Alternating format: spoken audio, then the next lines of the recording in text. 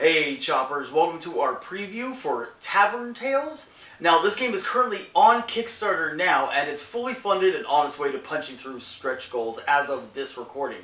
It's for 3 to 5 players, ages 14 up, and plays in about 20-30 minutes, and it's a push your luck bluffing game in the Dungeon Drop series. So let's go ahead.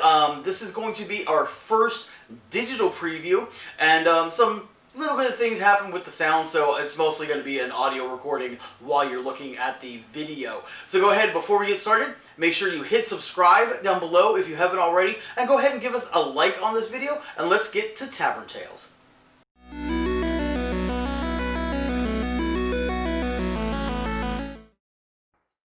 So here you can see we have it set up for a 2-player game. I'm the player that's on the bottom, and Jason, the owner of Phase Shift Games, is on the right.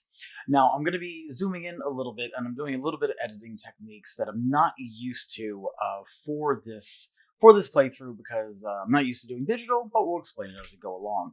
You can see the 5 gray squares that we have up there are actual location tiles, and they will have artwork on them. For right now, this is a prototype that's on Tabletop Simulator. The 3 cards that you see on each location are feat cards. Feat cards are what you're trying to earn during the game. You're trying to bluff the other opponent. We'll get to that in a minute. Next to the feat deck, you can see is the hero deck, which of course is what you're going to be using to try to get these feat cards from the different locations. Now there's 2 different types of heroes. There are specialists and there are adventurers, and we'll go over that in a minute. Let's go ahead and zoom in on the location so we can check them. All right, here we can see the 5 locations in more detail close up. You see we have the mine shaft, the ice cave, the caverns, the catacombs, and inferno. And each one of them says that you place 3 feats face up at these locations. Now we have these feats face down because we were setting up and we hadn't flipped them face up yet. So we're going to show you the feats here in a minute, as well as how we go along playing the game. I just want to say that this is set up for a 2-player game. Now for 3 through 5 players, it plays a little different, set up a little different, that Jason was telling me. But for right now, this is for a 2-player setup. And as you can see, he's touching on different cards and we're getting ready to play. So let's go ahead and take a look at the adventurers first, and then we'll take a look at the feats. So at the beginning of each round, you get 5 heroes, and then you're going to discard down to 4. So you're going to have your 4 that you're going to play the round with. Now you can see here that they got locations at the top. These mean that these are the locations that they can go to during the round. Now, there's adventurers and there's specialists. Specialists will be able to choose 2 feats at a location, while an adventurer will be able to choose 1 feat at a location. And we'll show you the different feats here in a minute.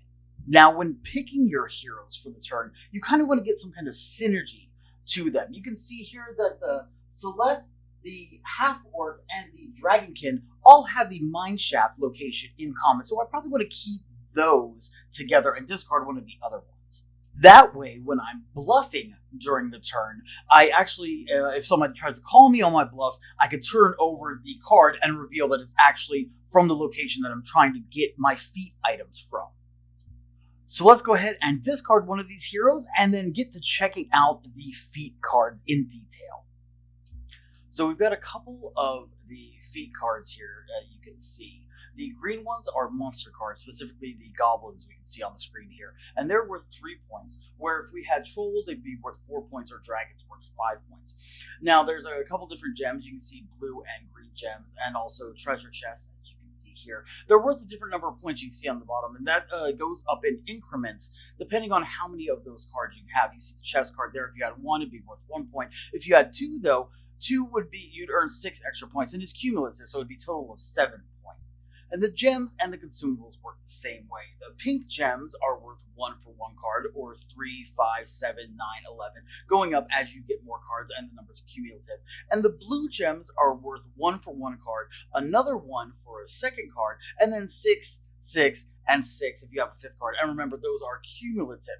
So I'm going to play a hero out now, and I'm specifically for the Inferno spot, and I'll be able to take, since it's a specialist, I will be able to take 2 blue gems, because you can get 2 feat cards for a specialist.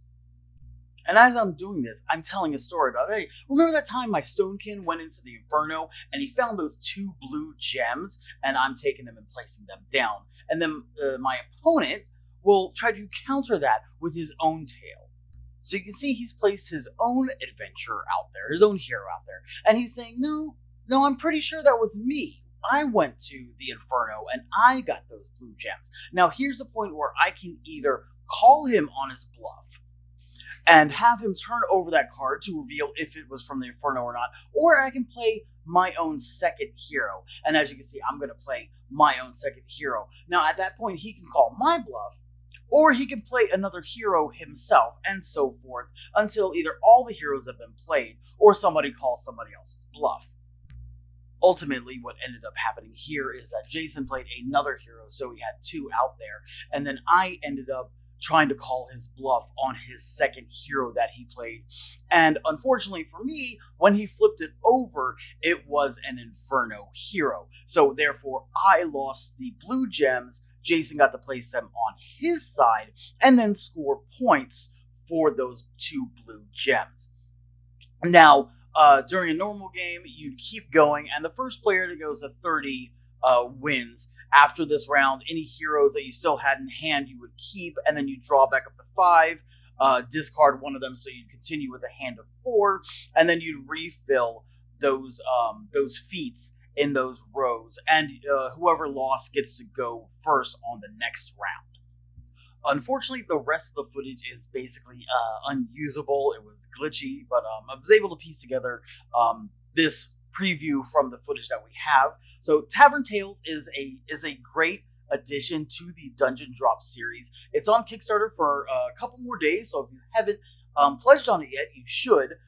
Make sure you get over there on Kickstarter, pledge on it, get Dungeon Drop, get the Drop Too Deep expansion, get Tavern Tales. There's a lot of other content for it that Jason showed me that unfortunately I was not able to get in our recording, but I hope you get over there, and I hope you add this to your gaming collection because it is a great, great game. I'm Logan for Logan Child's Previews, and we'll see you next time. Happy gaming.